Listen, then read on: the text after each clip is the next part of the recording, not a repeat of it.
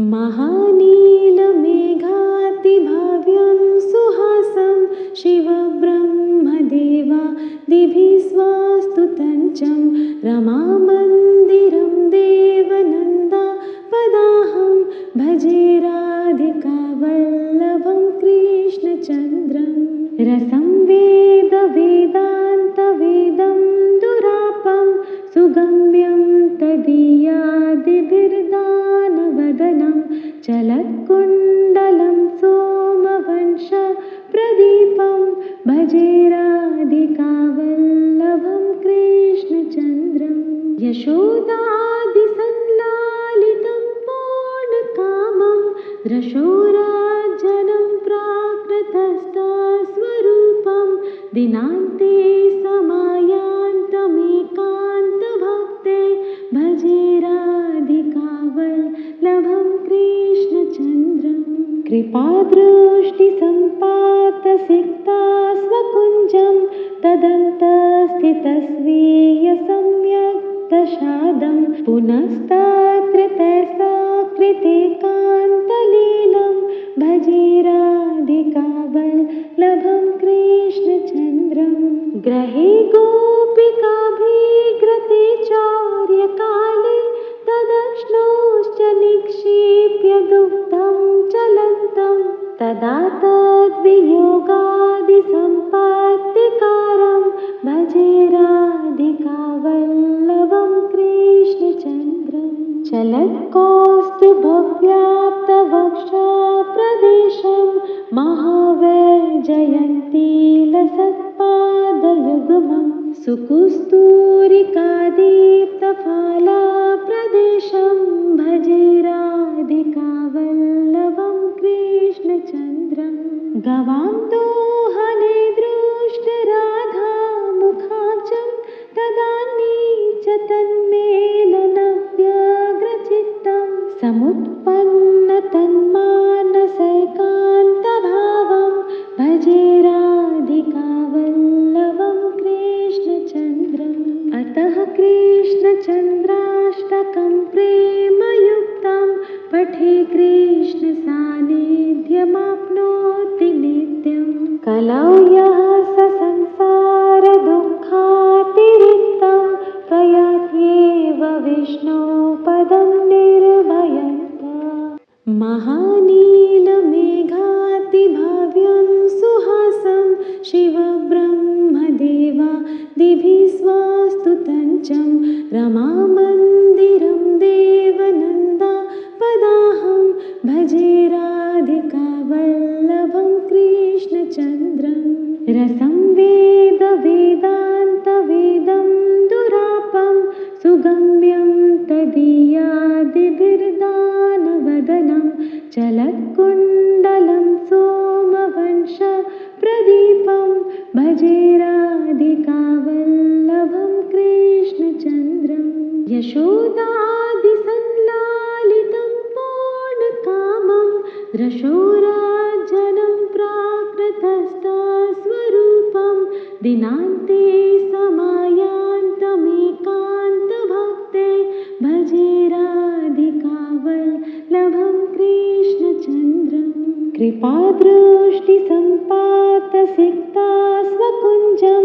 तदन्तस्थितस्वीयसम्यक् पुनस्तत्र तैस्सकृते कान्तलीलं भजे राधिकावल्लभं कृष्णचन्द्रं ग्रहे गोपिकाभिग्रते चौर्यकाले तदश्नोश्च निक्षिप्य दुग्धं चलन्तं तदा तद्वियोगादिसम्पत्तिकारं भजे राधिकावल्लभं कृष्णचन्द्रं चलत्कौस्तुभव्याप्तवक्षप्रदेशं महावैजयन्तीलसत्पादयुग्मं सुकुस्तूरिकादीप्तफालाप्रदेशं भजे राधिकावल्लभं कृष्णचन्द्रं गवां दोहने दृष्टराधामुखाब्जं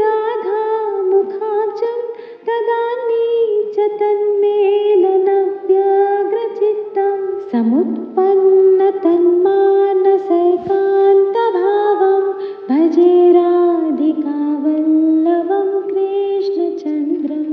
अतः कृष्णचन्द्राष्टकं प्रेमयुक्तं पठे कृष्णसान्निध्यमाप्नोति नित्यं।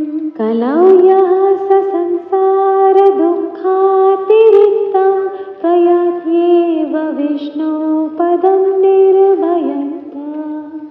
महानीलमेघातिभाव्यं सुहासं शिवब्रह्मदेवादिभिः स्वस्तुतं च रमामन्दिरं देवनन्दापदाहं भजे राधिकावल्लभं कृष्णचन्द्रम्। रसं वेदान्तवेदं दुरापं सुगम्यं तदीयादिभिर्दानवदनं चलत्कुण्डलं सोमवंशप्रदीपं भजे राधिकावल्लभं कृष्णचन्द्रम्।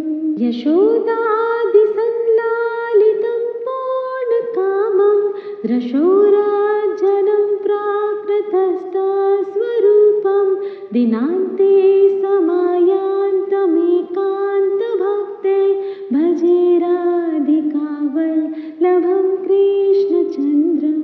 कृपादृष्टिसम्पातसिक्ता स्वकुञ्जं तदन्तस्थितस्वीयसम्यक् दशादं पुनस्तत्र तैस्सकृतेकान्तलीलं भजे राधिकावल्लभं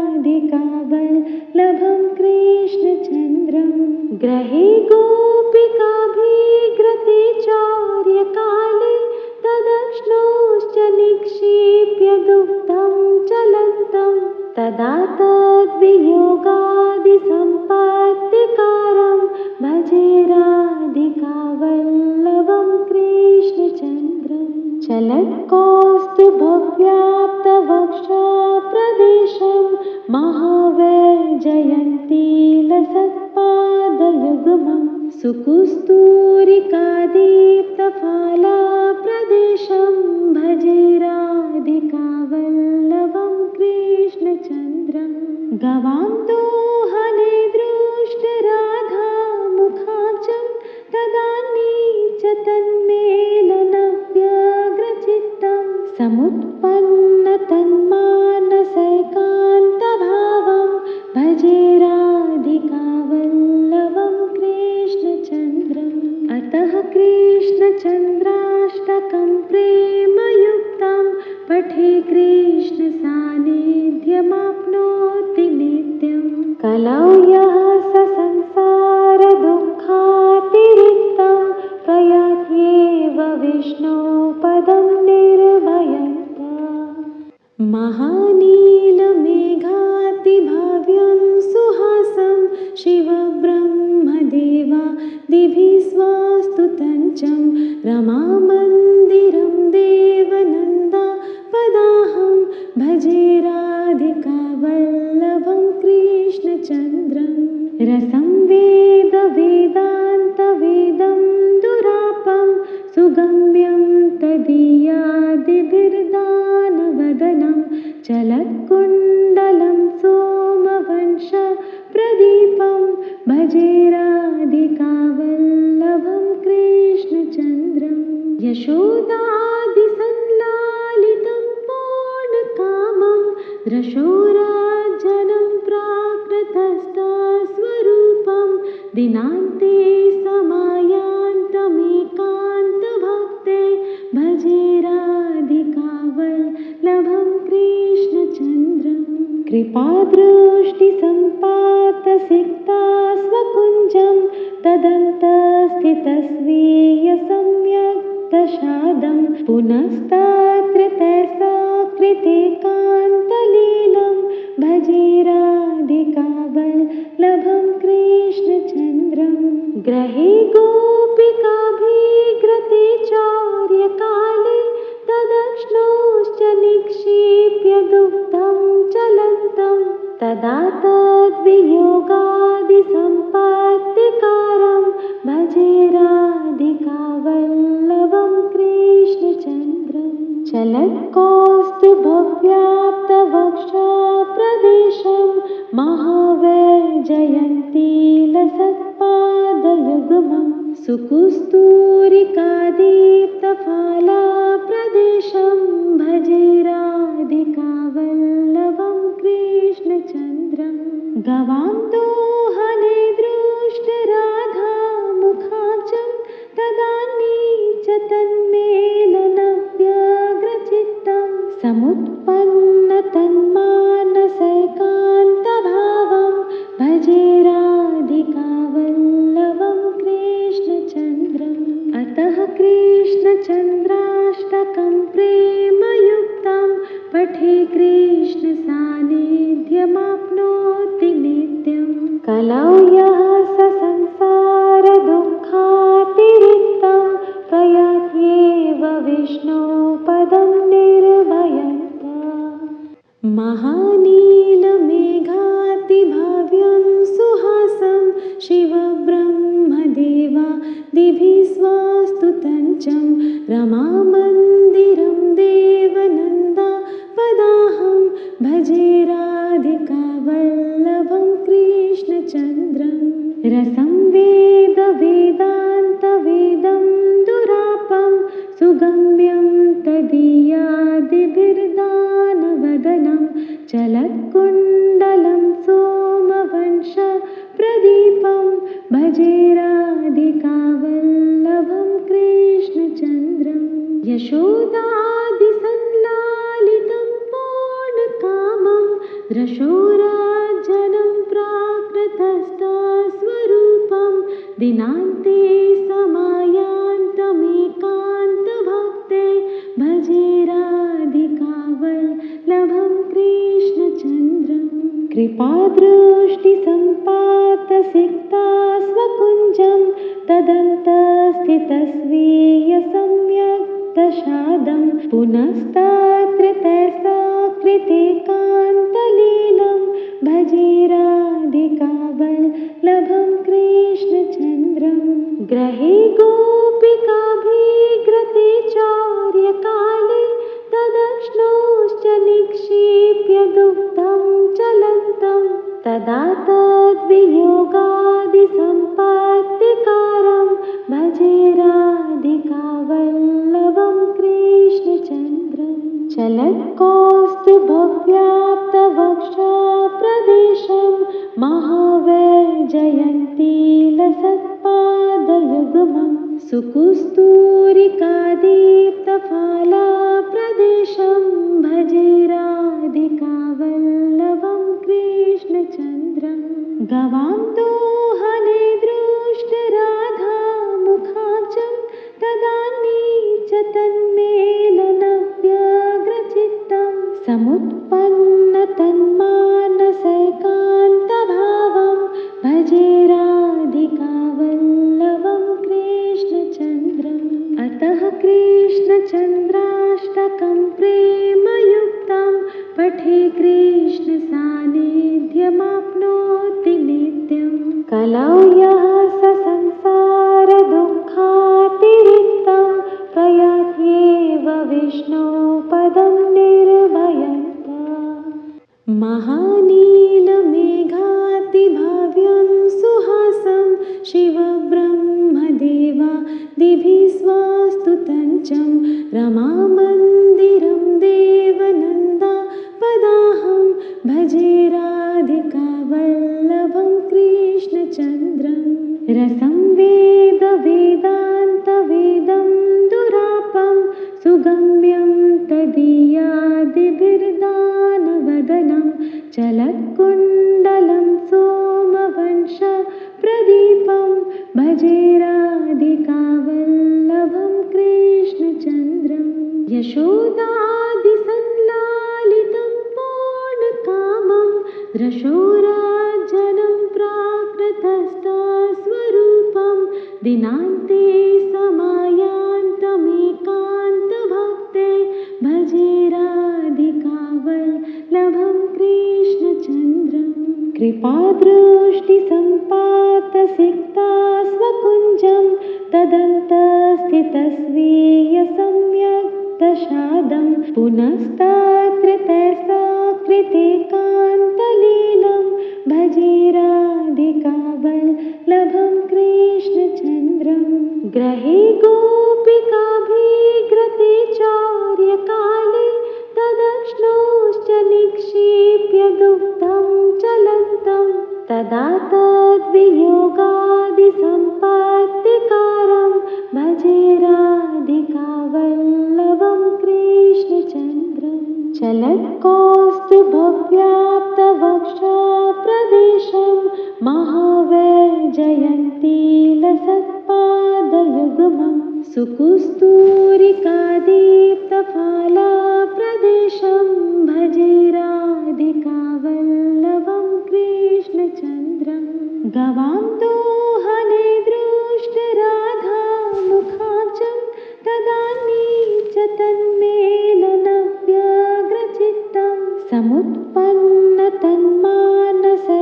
समुत्पन्नतन्मानसैकान्तभावं भजे राधिकावल्लभं कृष्णचन्द्रम् अतः कृष्णचन्द्राष्टकं प्रेमयुक्तं पठे कृष्णसान्निध्यमाप्नोति नित्यं कलौ यः स संसारदुःखातिरिक्तं प्रयात्येव विष्णोपदं निर्भयन्तः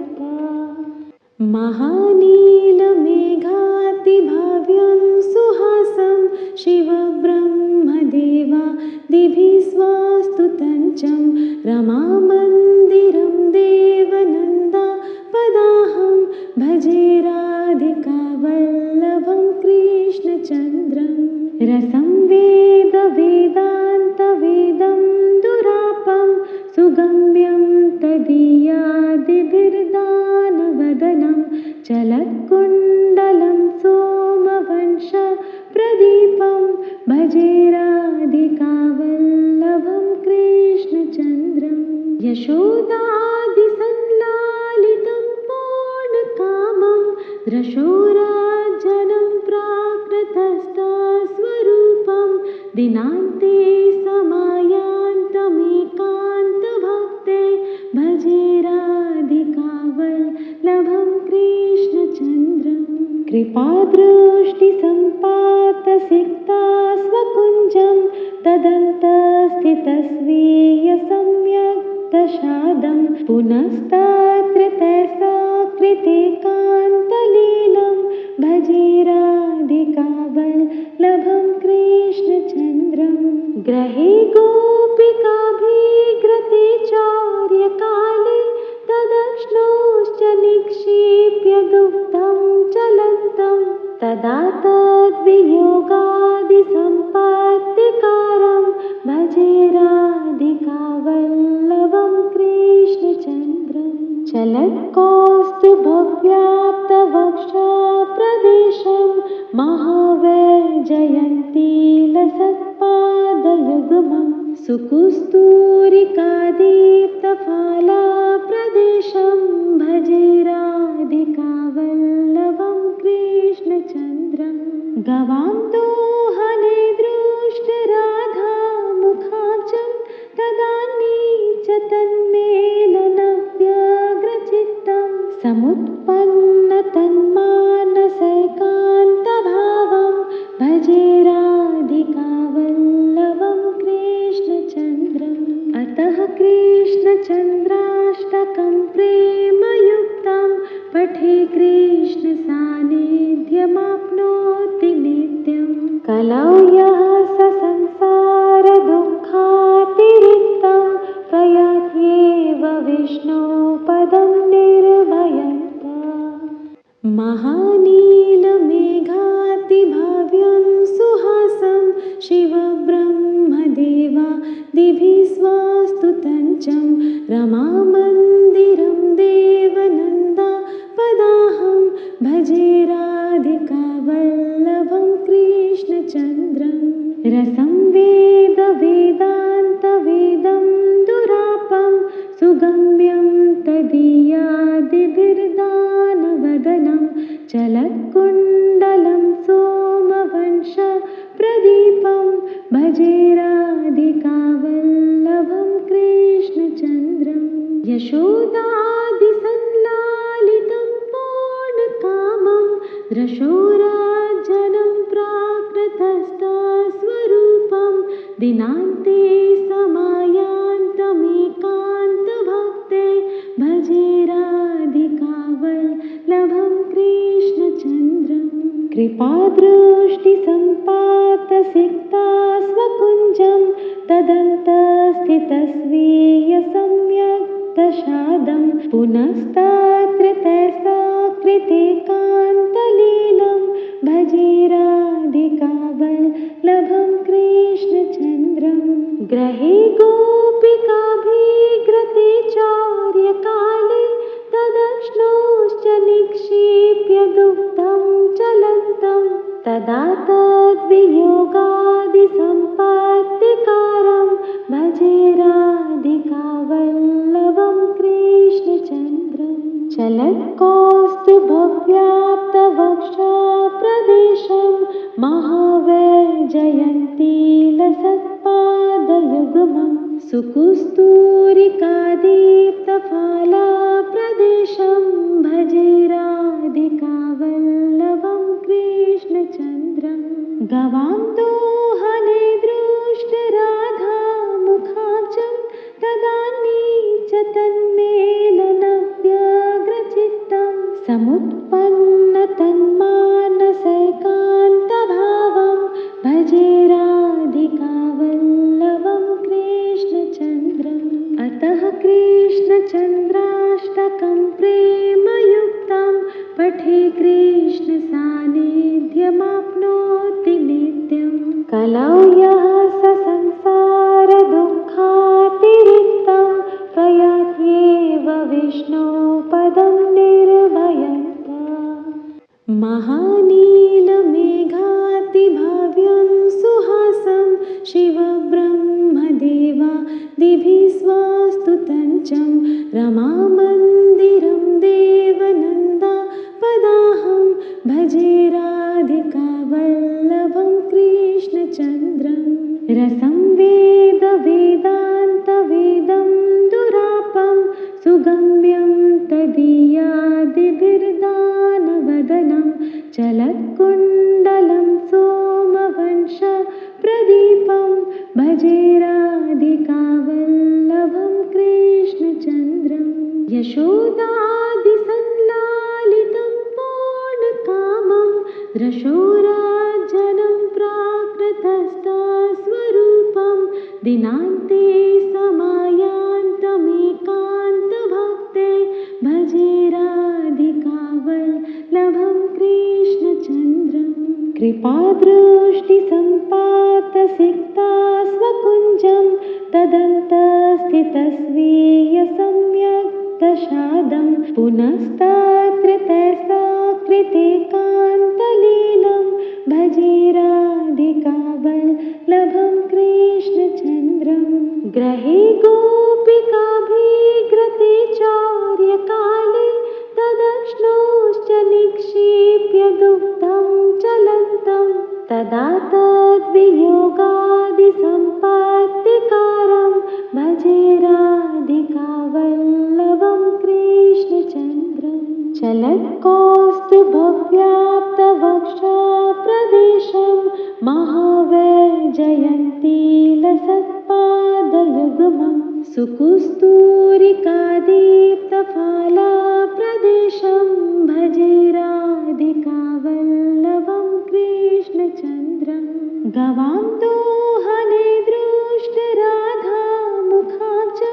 तदानी च तन्मेलनव्यग्रचित्तं समुत्पन्नतन्मानसैकान्तभावं भजे राधिकावल्लभं कृष्णचन्द्रम् अतः कृष्णचन्द्राष्टकं प्रेमयुक्तं पठे कृष्णसान्निध्यमाप्नोति नित्यं कलौ यः स संसारदुःखातिरिक्तं प्रयात्येव विष्णोपदं निर्भयन्तः महानीलमेघातिभाव्यं सुहासं शिवब्रह्मदेवादिभिः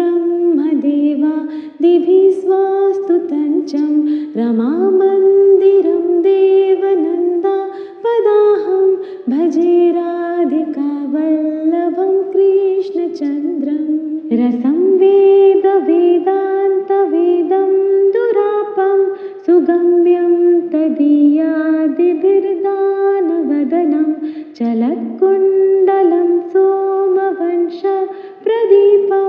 भजे राधिकावल्लभं कृष्णचन्द्रं यशोदादिसंलालितं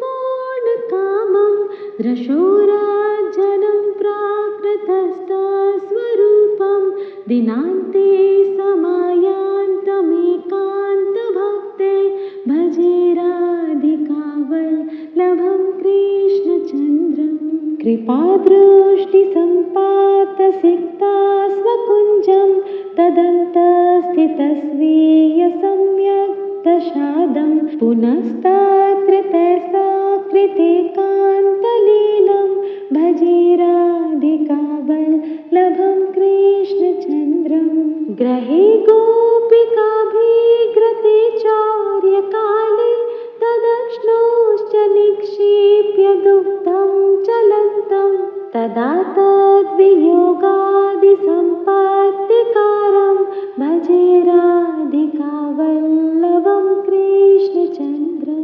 चलत्कौस्तुभव्याप्तवक्षप्रदेशं महावैजयन्तीलसत्पादयुग्मं सुकुस्तूरिकादीप्तफालाप्रदेशं भजे राधिकावल्लभं कृष्णचन्द्रं गवां दोहने दृष्टराधामुखाब्जं तदानीच तन्मेलनव्यग्रचित्तं समुत्पन्नतन्मानसैकान्तभावं भजे राधिकावल्लभं कृष्णचन्द्रम् अतः कृष्णचन्द्राष्टकं प्रेमयुक्तं पठे कृष्णसान्निध्यमाप्नोति नित्यं कलौ यः स संसारदुःखातिरिक्तं प्रयात्येव विष्णोपदं निर्भयन्ता महानीलमेघातिभाव्यं सुहासं शिवब्रह्मदेवादिभिः स्वस्तुतं रमामन्दिरं देवनन्दापदाहं भजे राधिकावल्लभं कृष्णचन्द्रं रसं वेदान्तवेदं दुरापं सुगम्यं तदीयादिभिर्दानवदनं चलत्कुण्डलं सोमवंशप्रदीपं भजे राधिकावल्लभं कृष्णचन्द्रं यशोदादिसंलालितं पूर्णकामं रशोराजनं प्राकृतस्थस्वरूपं दिनान्ते समायान्तमेकान्तभक्ते भजे राधिकावल्लभं कृष्णचन्द्रं कृपादृष्टिसम्पातसिक्ता स्वकुञ्जं तदन्तस्थितस्वीयसम्यक् दशादं पुनस्तत्र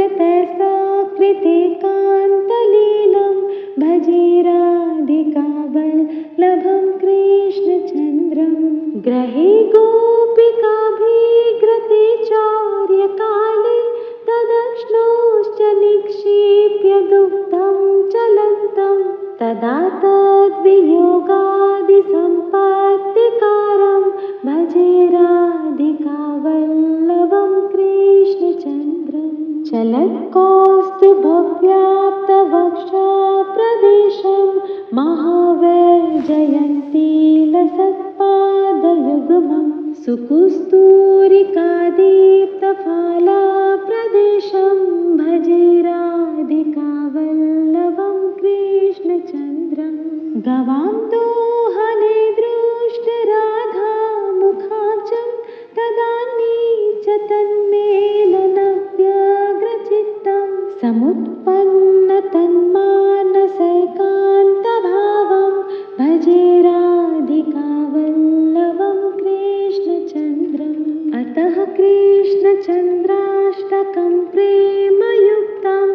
पठे कृष्ण सान्निध्यमाप्नोति नित्यं कलौ यः स